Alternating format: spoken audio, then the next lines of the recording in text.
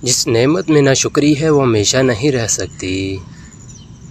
लज़्ज़त जमा चाहते हो तो अंजीर और शहद का इस्तेमाल किया करो।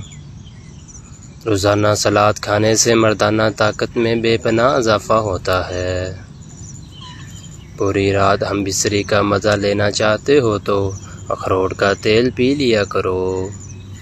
हम बिस्तरी का भरपूर मज़ा चाहते हो जैतून का तेल दूध में डालकर पी लिया करो। मनपसंद औरतों से शादी के लिए 2 काम करो।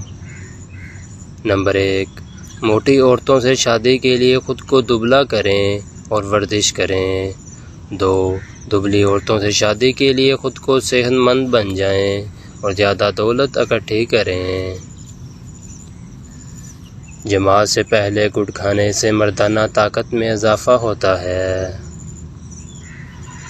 औरत को पूरा करने के लिए अंजीर और शहद मुंह में डालकर उसके साथ जमा करो। मर्दाना ताकत बढ़ाने के लिए बादाम दूध में भिगोकर खाया करो। दौरान हम बिस्तरी अगर मर्द का इंजाल जल्द हो जाता है तो उसे चाहिए कि चने ज़्यादा खाया करे।